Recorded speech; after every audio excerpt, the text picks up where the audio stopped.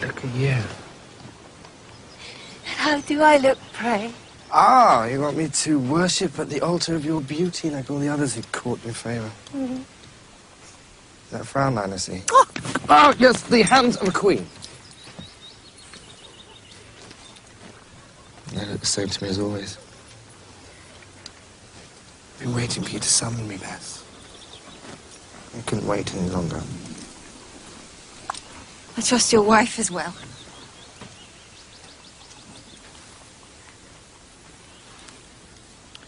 Your court is stuffed full of married men. Am I to be the exception? Exiled and excluded with no explanation, no reprieve. My father was not a man to defy Bess. On the subject of marriage or any other.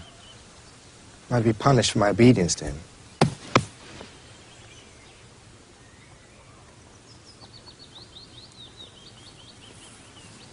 Since you ask, my wife has been sickly of late. Or I would have come to you sooner, invited or not. If she is unwell, your duty lies with her. Do you think it's duty that brings me here?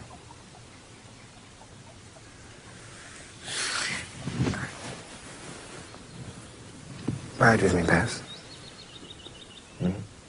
Ride with me like you used to. I am needed in court.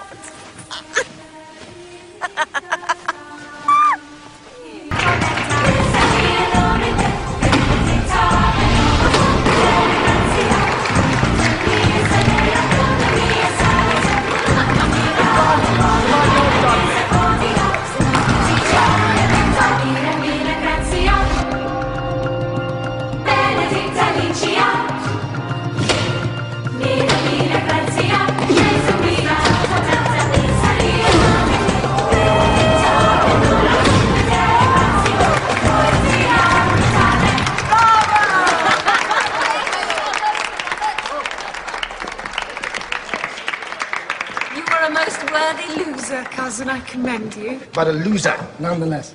Your familiarity with the Queen is as offensive as it is disrespectful, sir. Your need is greater than mine, I fancy. It's damp, but it's still serviceable. Next time, it will be your swollen head I aim for, Dudley. Well, judging by your performance, your aim is nothing to boast of, sir. My Lord Norfolk, I will not tolerate threats of violence in my presence. God's blood, it is but a game. Now shake hands. Be done with it. If you think such behavior finds favor with me, gentlemen, you are very much mistaken.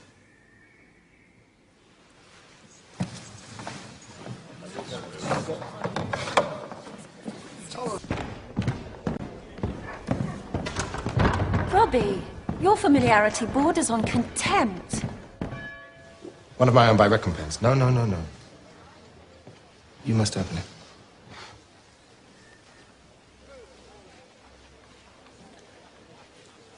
It's a family heirloom. My late mother's favorite piece. Then by rights your wife should have it. Rubies are not my colour. So, will the Spanish ambassador be impressed? Your efforts are wasted, Bess. He's old, nearsighted, and has an abhorrence of red hair. See the insolence I must endure, Letty. You are to stay with Mrs. Oddingsell until your health is restored, my love. She will ensure your every need is met. You are all that I need, husband.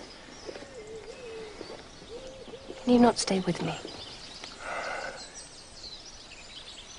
You know the snake pit of duplicity the court is, Amy. If I am absent too long, there are plenty who will fill the void. And the Queen's favor can be capricious. When it shines on you, her generosity knows no bounds, and aren't we already reaping the rewards of that? And the house in Kew is but a start, and she speaks of another in Surrey, and an estate in Warwickshire. Is it only for that you seek her favor? Power is not always visible, Amy. If you have a voice, you can shape not just how that power is used, but your own destiny. Now, I have risked the tower and the scaffold for such a chance. Do not ask me to forego that now.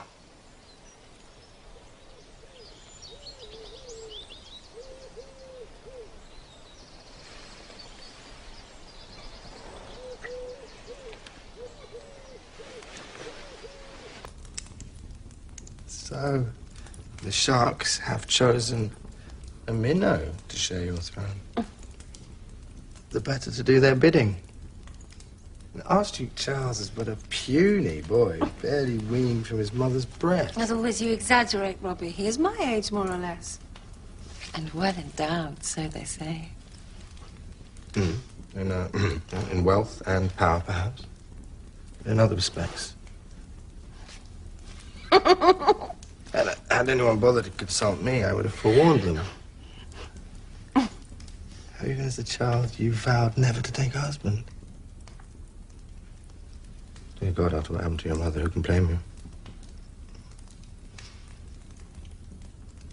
Would you forego the chance of motherhood, Bess, for the sake of a childish vow? It's not only men who can be corrupted by power. An heir can be as much a threat as a comfort in that. But the love of a man is hardly that of a child. It can be as fickle. As can a woman's. But a woman ruler is not as other women, is she? Like the coin that bears her image, there are two sides to her. On the one, she embodies the feminine frailty of her sex. And on the other, she is the body politic, ordained by God. Well, then it is to the frail and feminine one I must appeal. Oh, but she listens only to the counsel of the other. And how can a woman be sure if a man truly loves her for herself, or for her power as queen? Cannot a man love them both?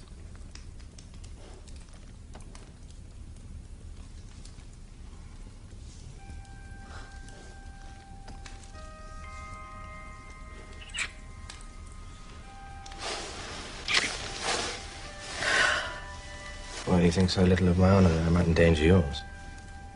If you thought more of your wife, your honor would not be in doubt. Your wit is your protection, Bess. I fear it makes for a lonely bed. The coroner's verdict. No evidence or presumption of evil by any third party. Then I'm exonerated. It's over. Malicious tongues might take more convincing. A few weeks will be but a memory, Wiz. I have to write it out, that's all. It'll be worth the wait, I promise you. You know we're destined to be together, Bess. Marry me. Do you not see your dishonor is mine too? I cannot let what started with such hope for my people end in shameful ignominy. There is only dishonor. There is only dishonor where there is guilt. Must I swear my innocence to you too? You're looking for a reason not to love me. Careful, Bess, you might find one.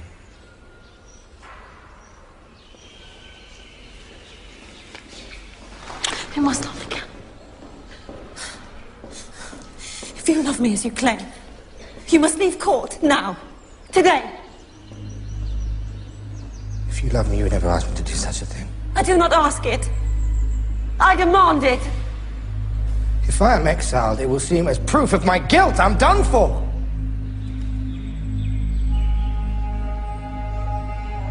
All these months you kept me close, you were using me.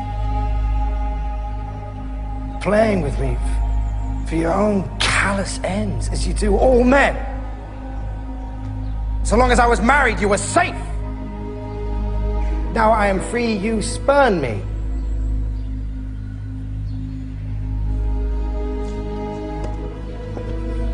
If I leave, I won't return, Bess. It'll be the last time you ever see me.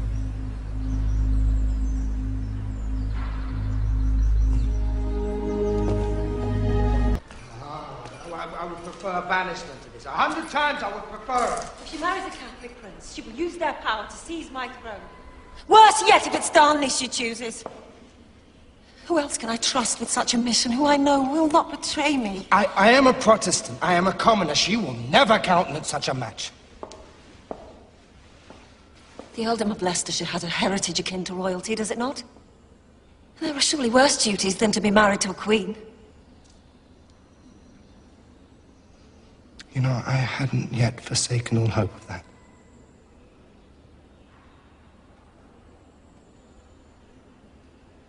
There's no greater death than that of hope, Bess. And no greater love than to sacrifice it. Is this the frail feminine side talking? Or the divine virgin?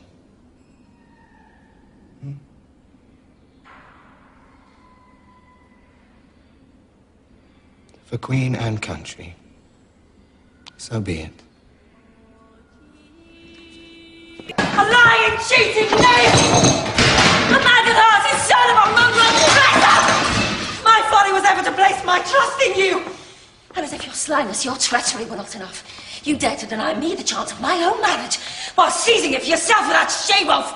That victim! I not offer you the chance of marriage 12 times, and 12 times you refused me. And I thank God for my wit that I did, for my merciful escape. You are loathsome to my eyes. I detest the very sight of you! I have mortgaged my life. In the hope that someday we'd be together, I have stood by and watched while others fawn at your feet, flattering your vanity. you did not go empty-handed for your pains. Well, it was a poor exchange for an empty bed! This wretched vow of virginity was your choice, not mine. This marriage was when? A year since past. Was she still in my service when it began? After she left? When? In your service. It was for comfort, Bess. It was a diversion. And when she left my court to marry Walter Devereux, did you still partake of her comfort? How fortuitous for you both he died so suddenly. Her son, who bears Devereux's name, he too is called Robert, is he not? Does he have dark eyes like you?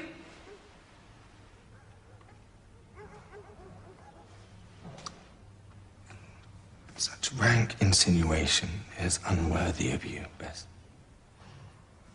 The bond we shared was like no other, Robbie. You have defiled it. So what's it to be? Banishment again, Bess? Another mission abroad? Henceforth, if I see you, I shall not know you. You are dead to me. A statement from one Cardinal Don Pedro, captured by Drake on the Rosario. Upon our glorious assault on England, all heretics will be whipped by chains until dead. Protestant children under 7 to follow their fathers. The rest branded on the forehead with the letter L for Lucifer. How very original. When this is over, you will go to Buxton, Robbie. Take the water. Or I shall brand you myself. And the L shall not be for Lutheran, but lunkhead. Oh.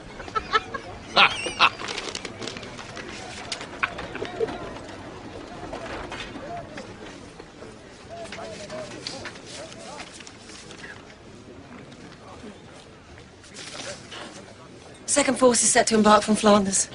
And in the name of God, listen to reason. For your own safety, you must return to Whitehall.